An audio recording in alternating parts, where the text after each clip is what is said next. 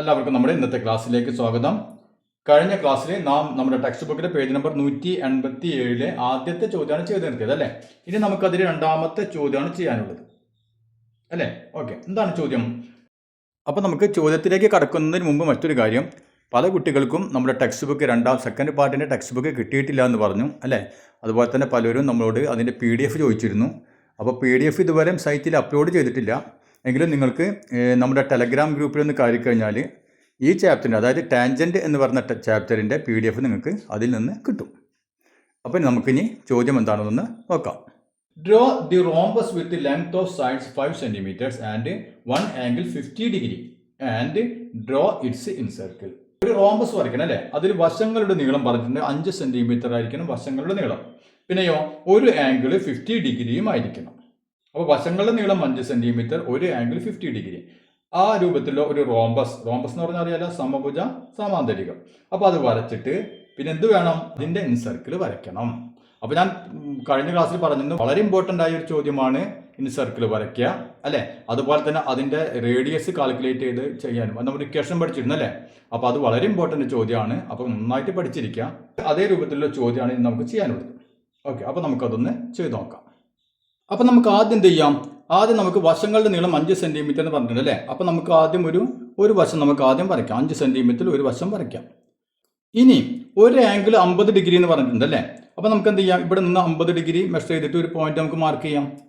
അപ്പോൾ ശ്രദ്ധിക്കുക, കറക്റ്റായിട്ട് ആ സെൻറ്ററിൽ വെച്ചല്ലേ, വെച്ച് നോക്കിയാൽ ഇത് കറക്റ്റായിട്ട് വരണം ആ ലൈൻ. ഇനി 50 degree 10, 20, 30, 40, 50 അല്ലേ. അപ്പോൾ 50 degree ഞാൻ ഒരു പോയിന്റ് മാർക്ക് ചെയ്തു. അപ്പോൾ ഇവിടെ നമുക്ക് ആംഗിൾ കിട്ടി, ഇതാണ് നമ്മുടെ പോയിന്റ്. ഇനി നമുക്ക് ഇതും കൂടി കൂട്ടി യോജിപ്പിക്കാം അല്ലേ. അപ്പോൾ ഒരു കാര്യം ചെയ്യാം, കൂട്ടി യോജിപ്പിക്കുമ്പോൾ തന്നെ കറക്റ്റായിട്ട് 5 cm വെച്ച് നിർത്തി കഴിഞ്ഞാൽ നമുക്ക് വീണ്ടും കട്ട് ചെയ്യേണ്ട കാര്യമില്ല അല്ലേ.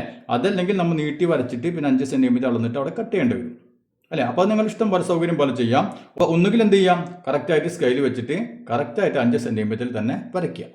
അപ്പോൾ ഞാനിവിടെ എന്ത് ചെയ്യുന്നു, കറക്റ്റായിട്ട് 5 cm ഞാൻ വരയ്ക്കുന്നുള്ളൂ. കറക്റ്റ് പോയിന്റ് വെച്ചിട്ട് 5 cm ഞാൻ നിർത്തി അല്ലേ. അതല്ലെങ്കിൽ നിങ്ങൾ കുറച്ച് കൂട്ടി വരയ്ക്കുക, അതിനുശേഷം എന്ത് ചെയ്താൽ മതി, അതിനുശേഷം 5 cm കട്ട് ചെയ്തെടുത്താൽ മതി. മനസ്സിലായില്ലേ. അപ്പോൾ ഞാനിവിടെ കൃത്യമായിട്ട് 5 cm തന്നെ വരച്ചിട്ടുള്ളൂ. അപ്പോൾ ഇത് 5 cm ആദ്യത്തെ ലൈൻ വരച്ചു, ആദ്യത്തെ വശം. ഇതും 5 cm അല്ലേ, 5 cm. ഇത് എത്ര ഡിഗ്രി എടുത്ത് നമ്മൾ? 50 degree. ഓക്കെ, ഇനി എന്തായിരിക്കും? ഇനി നമുക്കറിയാം ഇവിടെ നിന്ന് ഇങ്ങോട്ടുള്ളതും എത്രയായിരിക്കും? 5 cm ആയിരിക്കും. ഇവിടെ നിന്ന് ഇങ്ങോട്ടുള്ളതും 5 cm ആയിരിക്കും അല്ലേ.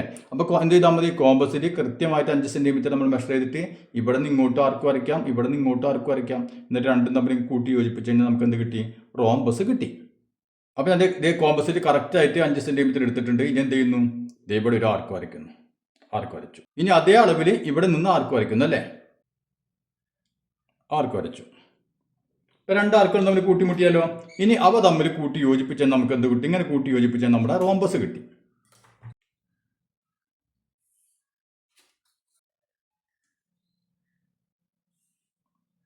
ഓക്കെ, അവ തമ്മിൽ യോജിപ്പിച്ചു.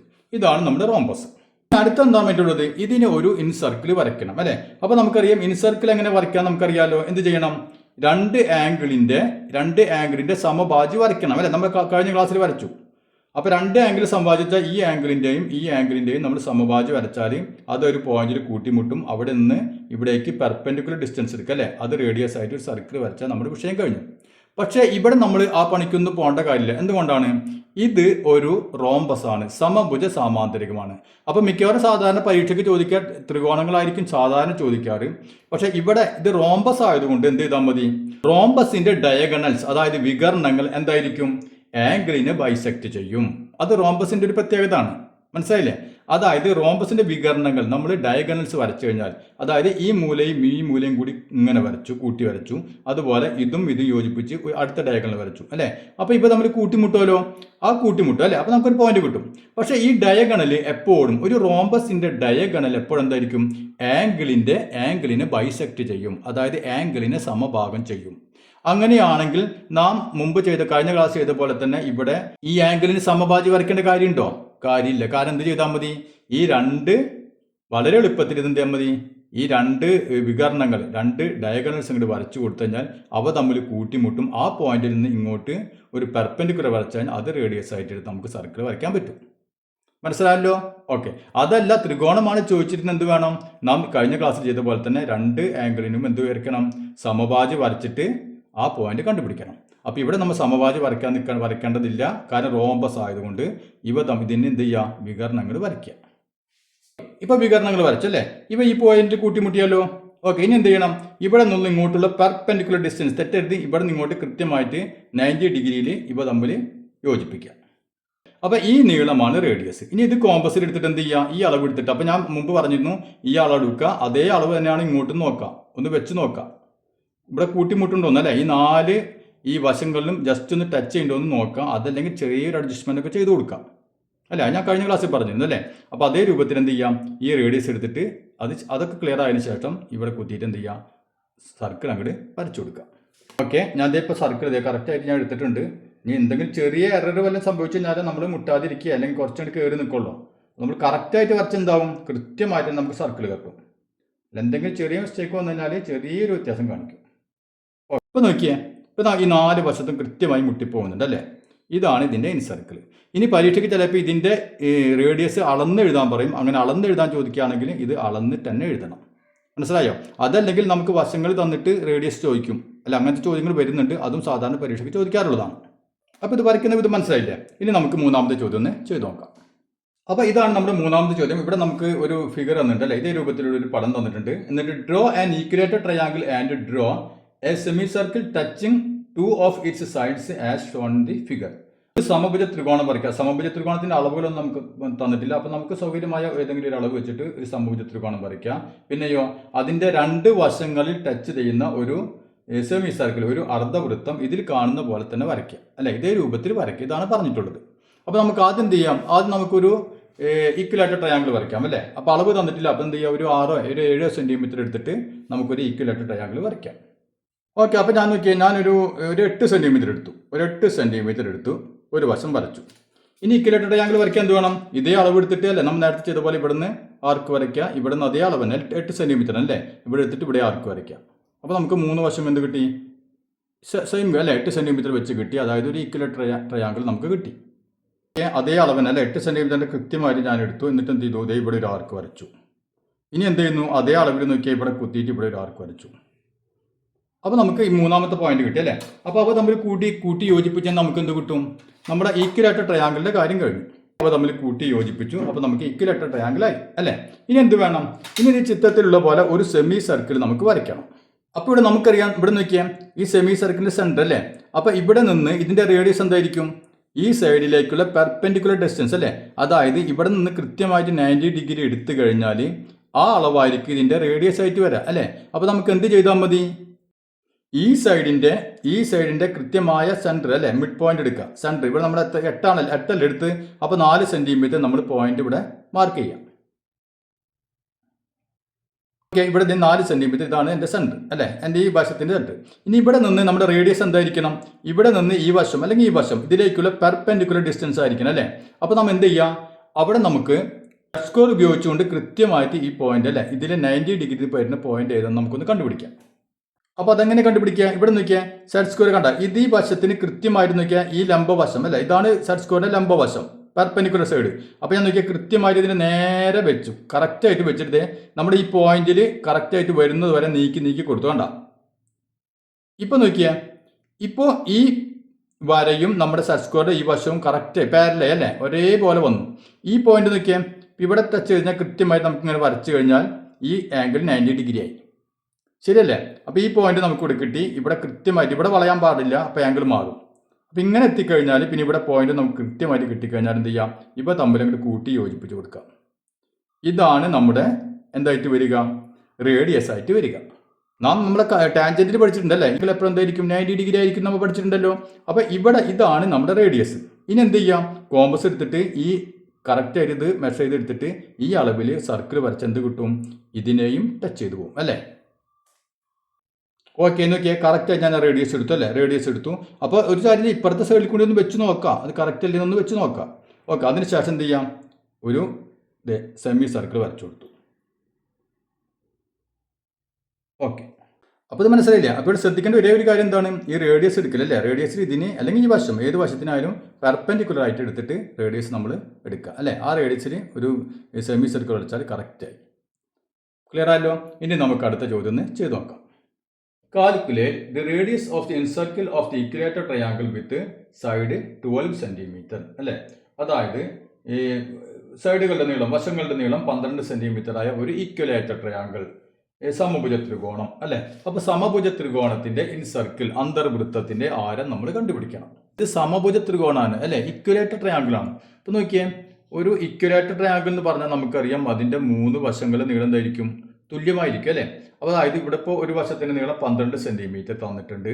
അങ്ങനെയാണെങ്കിൽ എന്താവും, 3 വശങ്ങളുടെ നീളം 12 സെന്റിമീറ്റർ തന്നെയായിരിക്കും അല്ലെ. ഓക്കെ, ഇനി നമുക്ക് ഇതിന്റെ ഇൻസർക്കിളിന്റെ റേഡിയസ് കാണാൻ ഇക്വേഷൻ അറിയാലോ. എന്താണ് radius? R is equal to A by S അല്ലെ, ഏരിയ ബൈ എസ്. അപ്പൊ എ എന്ന് പറഞ്ഞാൽ നമുക്കറിയാം ഈ ത്രികോണത്തിന്റെ ഏരിയ ആണ് അല്ലെ. എ എന്ന് പറഞ്ഞാൽ A is equal to area. ഇവിടെ നമുക്ക് നോക്കി 2 തരത്തിൽ ചെയ്യാം അല്ലെ. ഇക്വലേറ്റർ ട്രയാങ്കിൾ ആണെങ്കിൽ നമുക്കറിയാം ഇതിന്റെ ഏരിയ എങ്ങനെ കണ്ടുപിടിക്കാം, √3/4 A² അല്ലെ. അപ്പൊ അത് ഉപയോഗിച്ചുകൊണ്ട് നമുക്ക് ഏരിയ കാണാം. അതിനുശേഷം എസ് അല്ലെ, ഈ 3 വശങ്ങളും കൂടി കൂട്ടുക, അതിന്റെ ബൈ, അതായത് പെരിമീറ്ററിന്റെ പകുതി അല്ലെ. അപ്പൊ അത് നമുക്ക് അങ്ങനെ ചെയ്യാം. അതല്ലെങ്കിൽ എന്ത് ചെയ്യാം, നാം സാധാരണ ഉപയോഗിക്കാറുള്ള 3 വശങ്ങൾ വ്യത്യസ്ത വശങ്ങളായാലും എങ്ങനെ ചെയ്യാം, സാധാരണ √S × S - A × S - B × S - C അല്ലെ. അപ്പൊ അതും ഉപയോഗിച്ച് നമുക്ക് ചെയ്യാം. അപ്പൊ ഇവിടെ ആദ്യം ഇപ്പൊ √3/4 A² ഉപയോഗിക്കാന്ന് വിചാരിക്കുക. അങ്ങനെയാണെങ്കിൽ എന്ത് ചെയ്യാം, A is equal to √3/4 A² അല്ലെ. ഇത് സമഭുജ ത്രികോണം ആയതുകൊണ്ട് അല്ലെ, സമഭുജ ത്രികോണത്തിന്റെ ഒരു ഏരിയ കാണാൻ ഇക്വേഷൻ, ഒരു വശത്തിന് നിങ്ങൾ അറിഞ്ഞു കഴിഞ്ഞാൽ നമുക്ക് അതിന്റെ ഏരിയ കാണാൻ പറ്റും അല്ലെ. അതാണ് √3/4 A² അല്ലെ. അപ്പൊ എന്ത് വരും, is equal to √3/4 × A, ഒരു വശത്തിന്റെ നീളം 12 × 12 അല്ലെ, A² 12 × 12. ഇനി നോക്കിയാൽ 4 12 എത്ര പ്രാവശ്യം, 3 പ്രാവശ്യം അല്ലെ. അപ്പൊ നമുക്ക് എന്ത് കിട്ടി, is equal to 36√3. ഇവിടെ നമുക്ക് എ കിട്ടി അല്ലെ, എ കിട്ടി. ഇനി എസ് കണ്ടുപിടിക്കാം അല്ലെ. എസ് ഈസ് ഈക്വൽ ടു എന്ത് വരും, S is equal to A + B + C അല്ലെ ബൈ 2. അതായത് A + B + C ബൈ 2. അതായത് 12 + 12 + 12 ബൈ 2. അപ്പൊ എത്ര വരും, 36/2 അല്ലെ. 36/2 എന്ന് പറഞ്ഞാൽ 18. അപ്പൊ ഇതാണ് എസ്. അപ്പൊ നമുക്ക് എയും കിട്ടി, എസും കിട്ടി അല്ലെ. അപ്പൊ റേഡിയസ് എന്ത് വരും, 36√3/18 അല്ലെ. സീക്വൽ ടു നോക്കിയാൽ 36 എത്ര 18 ഉണ്ട്, 2/18 അല്ലെ, 2/18. അപ്പൊ ഉത്തരം എന്ത് കിട്ടി, 2√3. ഇപ്പൊ ഈ ഇക്വേഷൻ ഓർമ്മ വരില്ല എന്ന് വിചാരിക്കുക. അങ്ങനെയാണെങ്കിൽ എന്ത് ചെയ്യാം, നമുക്ക് ഇതിന്റെ ഏരിയ അല്ലെ A/S ആണ്. അപ്പൊ ഏരിയ എങ്ങനെ കണ്ടുപിടിക്കാം, ഏരിയ is equal to അങ്ങനെ വേണമെങ്കിൽ ചെയ്യാം അല്ലെ, √S × S - A × S - B × S - C അല്ലെ. ഇത് ഉപയോഗിച്ച് നമുക്ക് ചെയ്യാം.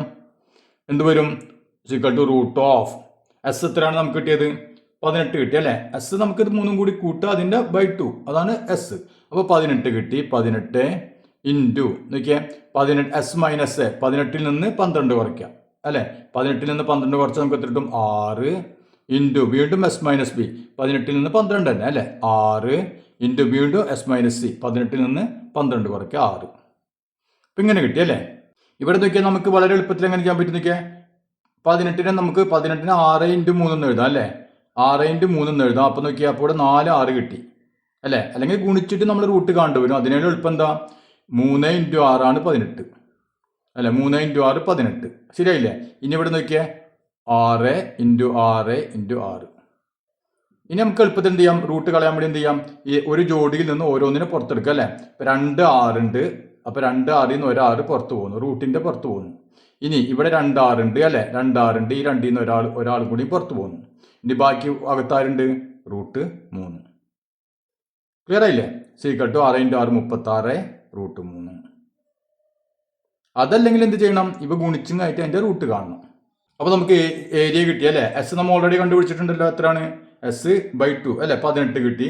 അപ്പൊ ഇപ്പോഴും നമുക്ക് എന്തായും, അപ്പോൾ റേഡിയസ് എങ്ങനെ കിട്ടാം, റേഡിയസ് ഈക്വൽ ടു 36 √3/18 കണ്ട.